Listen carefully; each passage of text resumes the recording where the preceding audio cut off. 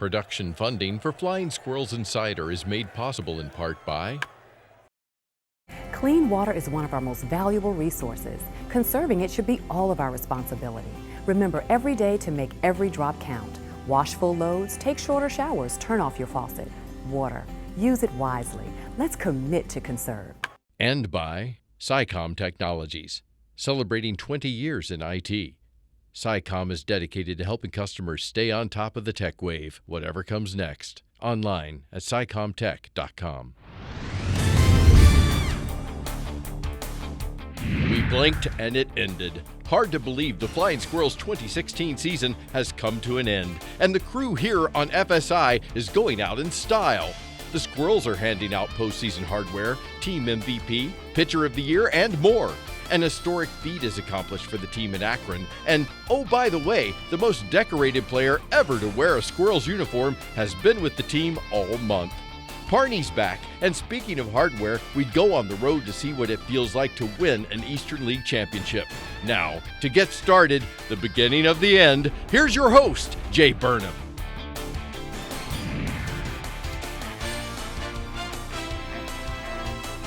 Can you believe it's come to this, the last episode of Flying Squirrels Insider? Hello again, everybody. Jay Burnham here with you. Greg Caserta will be along in just a moment. We have an action-packed show for you, and we're going to hand out some hardware here to end the season. But first, we'd like to thank our friends from Utility Buddy, as always, for being with us. From the City of Richmond Department of Public Utilities, they make us aware of Richmond's stormwater utility to help protect the environment this fall. Fertilize your lawn and garden, sweep up yard debris, and don't overwater. To learn more about protecting the environment, visit richmondgov.com/DPU and click Stormwater Utility. Also, your final chance to win free stuff. My man Greg Caserta will get it to you. All you have to do is text us to win FSI to 63975. Mobile marketing services provided by Opt-in Technologies. Message and data rates may apply. With that said, we have a lot to cover in a short amount of time. I bring in the aforementioned Greg Caserta. Greg, let's start with the highlights. A 12-run inning for the Flying Squirrels last Saturday in Akron. What did we witness for this offense? It was the never-ending story for the Richmond offense. I was in studio that night anchoring pre- and post-game coverage, and this man right here just kept talking and talking because the Squirrels would not make that final out. 17 batters come to the plate. We joked about it. How often do you see a team bat around twice? I don't know if we've ever seen that before. And the Squirrels just kept hitting. And we'd like to see more of those performances when we look back on the season. But the fact that it happened showed that there was some fight left in this team. And the fact that it happened after an hour and 11-minute rain delay, it showed that the Squirrels were still ready, still fighting, whereas the Rubber Ducks had kind of rolled over a little bit and the Squirrels pounced. 45-minute inning on top of that rain delay made it for a long night for this team, but the Squirrels are finishing strong. You get that feeling, and in fact, they've followed up that 12-run performance with an 8-run inning 2 nights ago against the Hartford Yard Goats. So it feels like, although the team out of playoff contention is still fighting to the end. And what's nice is that we talked about this. For the first 90 games, the Squirrels did not bat around once in a single game, but since July 15th, over their last 45, 46 games, they've batted around now 8 times, which shows that the arrivals from San Jose made an impact. Steven Duggar at the top of the lineup, Chris Shaw in the middle, CJ Hinojosa, Brandon Bednar as well. And so it created that balance for this team that they had been lacking, maybe that punch that wasn't there in the beginning of the season, and it finally arrived towards the end. 12 runs, a franchise record in a single inning. The previous record was 9, done twice by the Flying Squirrels. Also, something that had only been accomplished a few times. The Squirrels were able to do it again a couple of nights ago,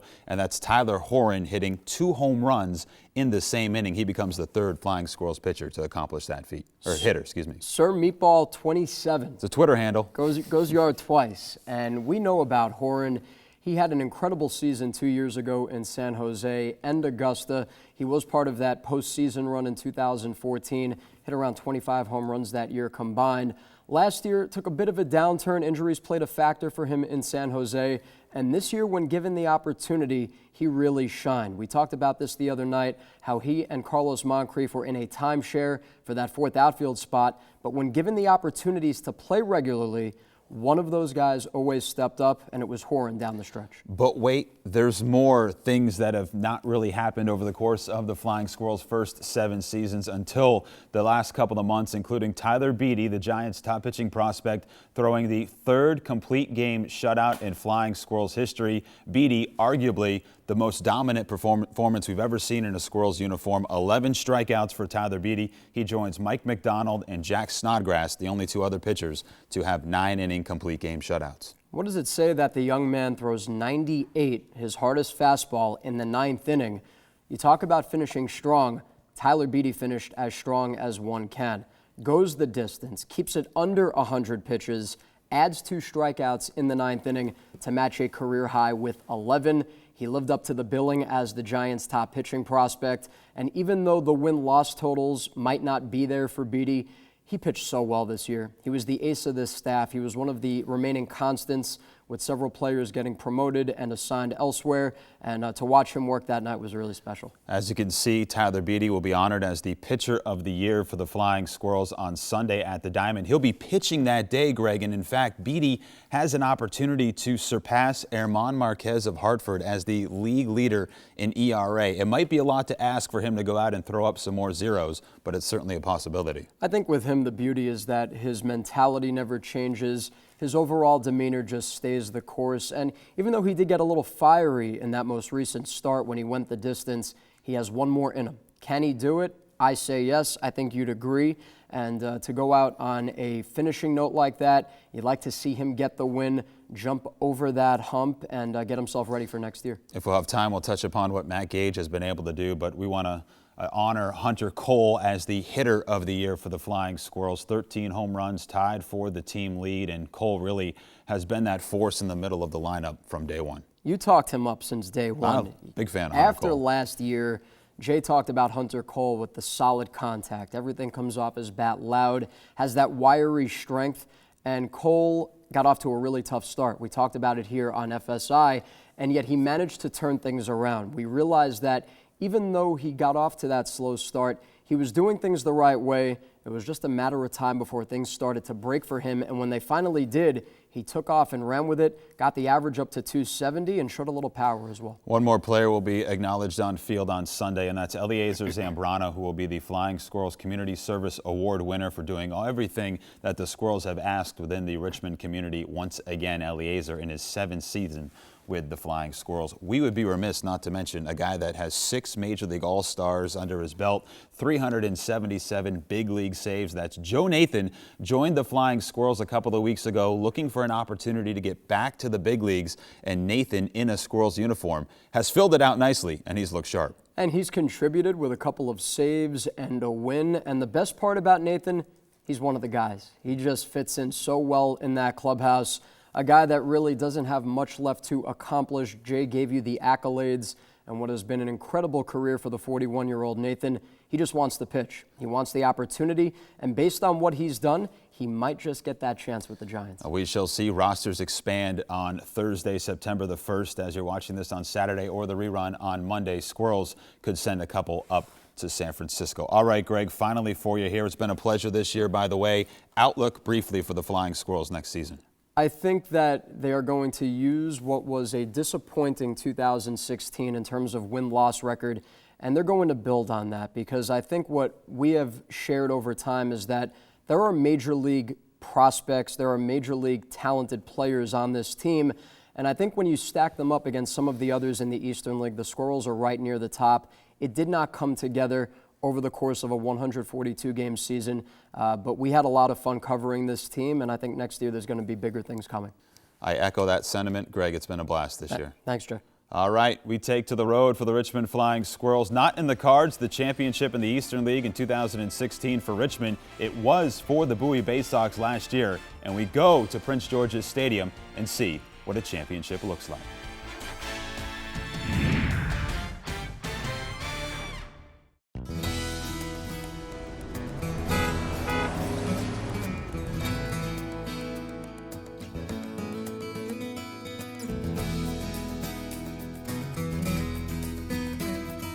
On the road again with the Richmond Flying Squirrels. As the Squirrels do often, they travel to Bowie, Maryland, and that's where I am, home of the Bowie Bay Sox, AA affiliate of the Baltimore Orioles. And I'm here in front of a carousel, as you can see, that is active during games. So is this ballpark, Prince George's Stadium, built in 1994 for the Orioles affiliate. Now, these two teams very familiar with each other. They play over 20 times each season, as Bowie is the closest geographical rival for the Flying Squirrels.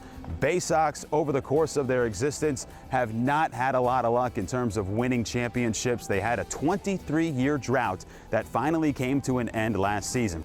Coming into this postseason, the Bowie Bay Sox had never even won a single playoff series, but they just won 2 in a row. They came from 1-2 down in the final to beat Reading and win the Eastern League Championship. There's a swing and a ground ball to Rosa again. He's got it. He'll throw it up first, and they've done it! The Bowie Bay Sox have won the Eastern League Championship! I've been on some championship clubs in the minor leagues before, but that was a special group of guys, and being that it was the first one here, you know, we were very, very fortunate. We've had some really competitive teams, and we've just gone up against some juggernauts in the past. We went against an Akron team that was just loaded, which seems like they're loaded a lot of years, and we have never gotten out of the first round, let alone win a championship. So from our fans, who literally have been here since we've started, they've never really experienced any thrill of winning like that. It was just special to see that excitement. Well, you know, I'm glad that the home field advantage kind of worked. That, you know, it's every other year, and we got a chance to celebrate in front of our home fans, and actually twice, you know, to win that divisional series and then, you know, to get here to the championship. So I'm just elated. It's awesome. I mean, it's an honor. First Eastern League championship in Bay Sox history. This is awesome. It feels great, man. I came over here in June. I knew it was a good team. We were just able to put a lot of runs together. You got to give a lot of credit to our offense. They were able to hit the ball every day. When the pitching didn't do well, they picked us up. So a lot of this credit goes out to them. It was great. We played hard, and we came out on top. Here it is in all of its glory, the Eastern League's version of the Stanley Cup. It's got a little weight to it. The Bay Sox put this trophy on the concourse for every game during the 2016 season. Now, this trophy, the Bay Sox will have to pass on to the next winner of the Eastern League Championship, and the names of the winners are marked along the side, as you can see here, going all the way back to 1923 with Williamsport. They've made room for the Bowie Bay Sox in 2015 right here on the bottom corner. Now, don't worry, this coveted prize does have space for next year. Right here could say Richmond Flying Squirrels.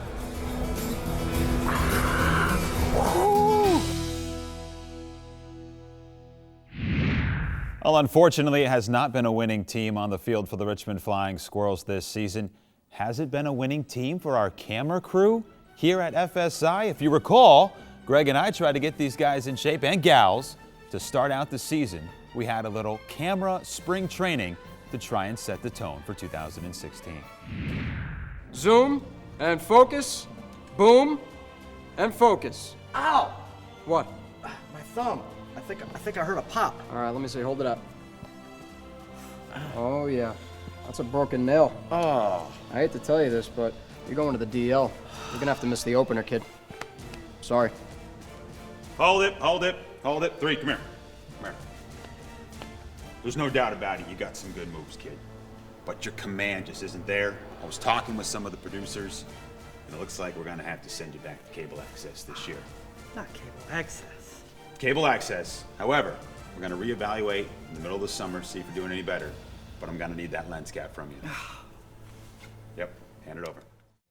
Well, spring training was, as you could see, a little bit rocky. The season has been okay for some of our camera operators. Some have been demoted, none have been promoted. But Greg and I have come up with 3 awards for the camera operators. Greg, I want you to start and see who will receive our first certificate of achievement. I think it's only fitting that I summon this man to the dais, the man most likely to forget his camera number. That's Phil Newsom. I would be remiss if I didn't talk about the final season for Vince Scully in the Dodgers booth. He has been an inspiration to everyone that has ever done this. Camera 3, you're drifting. 3, where are you? 3. Someone who came out of WFUV radio. 3. An inspiration to everybody. And congrats, Phil. Pleasure. All right. This next certificate belongs to the Pepper King himself. Not knowing left from right. Our outstanding camera operator, Mike Rogers. All right, camera 1, pan left. Camera 1, pan left. Pan left. Camera 1. Your other left. Camera 1, pan left. Thank you. Left.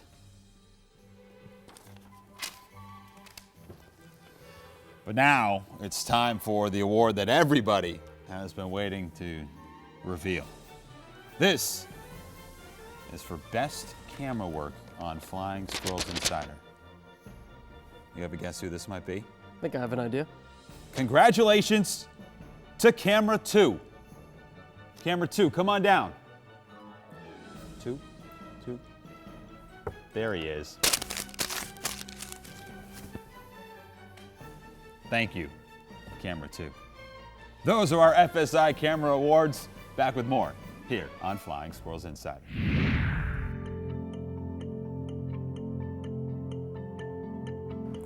Hi, Flying Squirrels fans. I'm radio broadcaster Greg Caserta. It's great to be back with you here at the Diamond. For the final time, we're with our friends from the Medarva Physicians Network. So great to have you here. Tell us a little bit about yourselves and what it is that you're doing here today. We're the Medarva Vision and Hearing Program. What we do, we go out to schools and to daycare facilities and do vision and hearing screenings. And how about this program? How many kids did Medarva screen last year?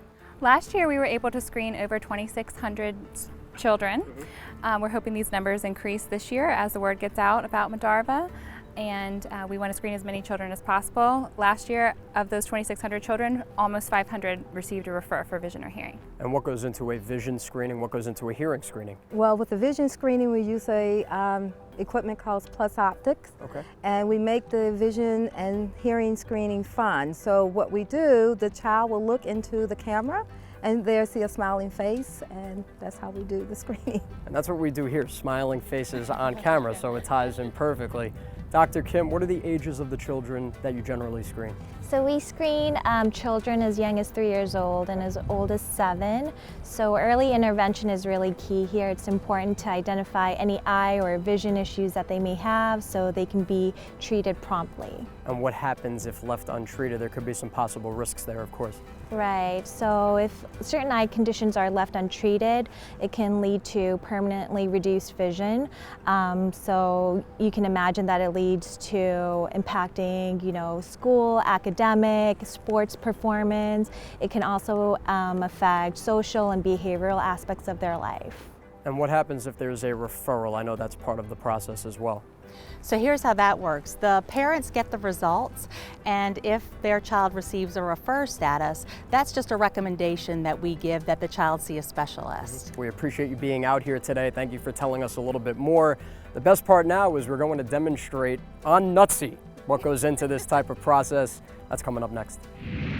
You know this guy. It's my pal Nutsy. He's been flying all over the place, but he had time to stop here and join us. Audra, Emily, you're going to show us what goes into a screening.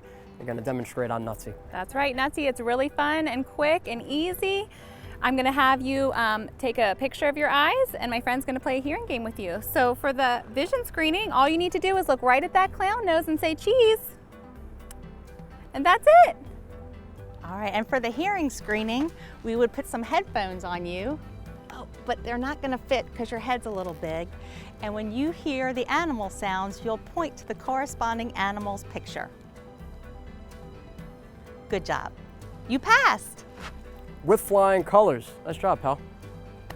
There we go. That's it. Flying Squirrels Insider, Medarva Physicians Network. That's a beautiful thing. Hard to believe we're wrapping up another year of baseball here in Richmond, but if we got to go out, let's go out with a bang, including the man who has pants that create a bang. He's Todd Pony Parnell, the VP and CEO of the Richmond Flying Squirrels. It's hard to believe. Yo, McElroy.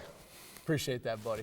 Hard to believe another season wrapped up. Do you like these? Yeah. Yeah. They're quality. What would we call these pants? These are bandana pants. They don't match my socks, though. It's all right. But yeah, it's hard to believe 7 years. This year was very challenging but rewarding. Staff is amazing. Can't thank them enough, and the fans were great. The wettest May in the history of Richmond, Virginia. I don't think I've ever worked in 27 years in a city where they said, "Oh, that was the wettest month in the history of the city." But people battled hard, and I'm really proud of them. And I love our staff so much. They're truly a second family to me, and we're already preparing for 2017. We have the mantra, we never stop, and we really never stop. All right, before you get there, and let's go back here. I had to question whether or not Mother Nature was a Squirrels fan this year, because not only did you deal with the wettest May, you dealt with one of the hottest summers since you guys been in the RVA. Yeah, I was hoping that I would lose more weight because it was so hot, but that didn't happen. It really was amazing how it went from so wet in May to really game time heat indexes were 100 plus. June, July, and pretty much all of August. And tip the hat to Steve Ruckman and Cody Tingler and everybody on our staff for pitching in and working together to make sure that the field was ready and the field was good. I thought Ruck and his guys had their best season ever. And but yeah, it was very, very challenging. But, our thing is you can control what you can control, and obviously we can't control the weather. And yes, I do not. Mother Nature and I are not getting along. I think we're separated now. But we controlled the things we could, and that's what I was most proud of. Effort, attitude are the two most important things you can control, and for the most part, everybody was right there day in and day out. You guys do so much on the field and off the field. I know it's going to be a very tough question because you do so much. Do you have a promotional highlight from this season? Well, thanks for the advance notice for this question, but I think that the moving the Sunday games to noon and brunch was really fun. I think that's going to grow. That's something we're going to really focus on in the off season to try to grow. The bullpen bar was a great addition, and there's so many promotions. But you know how we always say we're in the memory making business. When Tech Sergeant Rob Champagne came out of the box for a military homecoming into the arms of his wife and kids is the moment that stands out to me, because it's a moment that his entire family will never forget, and certainly those of us that work in the front office. I mean, that was a poignant moment for me, where once again I was reminded that what we all do and what we all work so diligently and so hard to do makes a difference in this community. We're not just a baseball team, we're an important fabric in the RVA community. Do you remember? I sounded really intelligent. It was good. Do you remember the childhood memory you gave me this year? Meeting Will the Thrill Clark, when I thought you were actually going to jump in his arms and hug him. It was close to a hug. There was close to a feint. There was close to a hug. But yes, I got to meet Will the Thrill Clark, one of my favorite baseball players as a kid. Parn, you said looking ahead. I know the mayor's office has asked everyone to keep this pretty much quiet between you and VCU and the city. Can you leave the fans with anything in terms of the stadium where things are progressing? Yeah. Well, once again, thanks for the advance notice of the question. No problem. That's why they pay me the little bucks. I would just say just keep believing and keep being with us. And we don't concentrate on that, as you know. We concentrate on the 70 games that we're going to have now in 2017 and the new experiences and all that. I'm a firm believer if you do right by people, they're going to do right by you.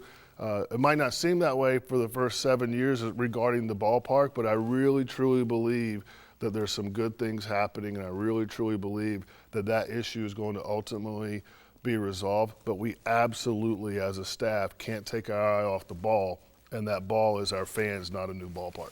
Stay tuned for details. 2017, right around the corner, and I will let you know, Parney and I have had negotiations this morning that next year we're going to try to promote the Parney rule in minor league baseball, where after 10 innings, no extra innings, they go to? No, 9 innings. Oh, we're going to go 9? No, 9 innings is regular baseball. Yep, and then 1 extra inning. There's no extra innings. No extra innings. After 9 innings, you go right into the Parney rule. Home run derby. That's right. We'll see. Parn, always appreciate it. Congratulations on another great year. Yo, McElroy. Stick around. We're going to play a little wiffle ball on the field right here on the set of Flying Squirrels Insider. It's coming up next.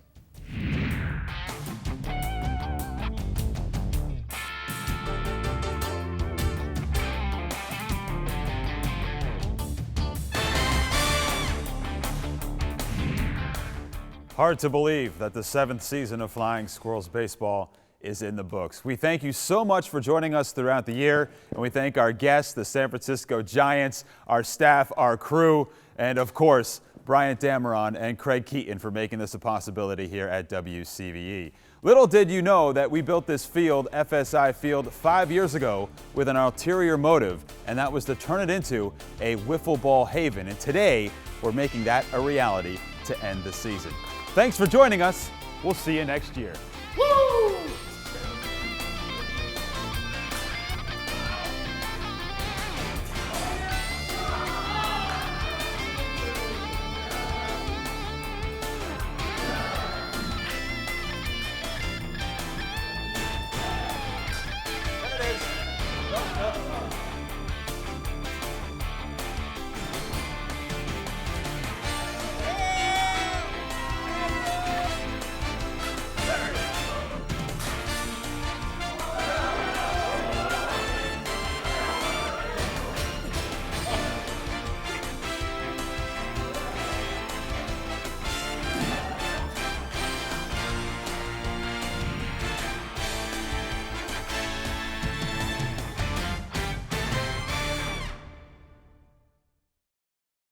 Production funding for Flying Squirrels Insider is made possible in part by Smell gas? Act fast. Don't just stand there. Leave the area.